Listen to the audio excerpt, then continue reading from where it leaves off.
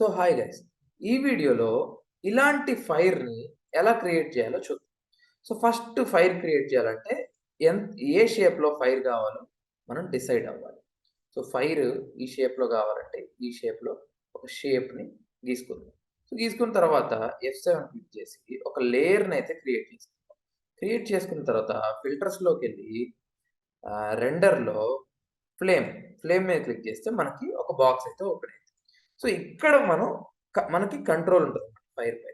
So ఇప్పుడు నేను ఇది తగ్గిస్తుంటే ఫైర్ అనేది తగ్గింది. సో ఈ వాల్యూస్ పెంచుతుంటే మనకి ఫైర్ అయితే ఎక్కువైంది.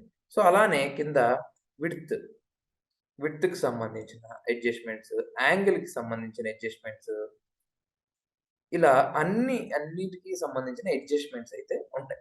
సో దీన్ని మ్యాచ్ చేయాలంటే ఈ అడ్జస్ట్‌మెంట్స్ యూజ్ చేసి దీన్ని రిఫరెన్స్ బేస్ చేసుకొని ఈ అడ్జస్ట్‌మెంట్స్ వాడి మనం ఫ్లేమ్‌ని అయితే క్రియేట్ చేయొచ్చు. Okay guys. ఓకే క్లిక్ చేయడంతోనే మన షేప్‌లో ఆ ఫ్లేమ్ అయితే అప్లై అయ్యిద్ది. సో కంట్రోల్ ఎంటర్ క్లిక్ చేసి డీసెలెక్ట్ చేసి సెలెక్ట్ చేసుకొని ఈ ఫైర్ ఎక్కడ కావాలంటే అక్కడ మీరు ప్లేస్ చేసుకోవచ్చు. సో ఈ వీడియో ఇన్ఫర్మేటివ్‌గా ఉంటే మీ ఫ్రెండ్స్‌కి షేర్ చేయండి.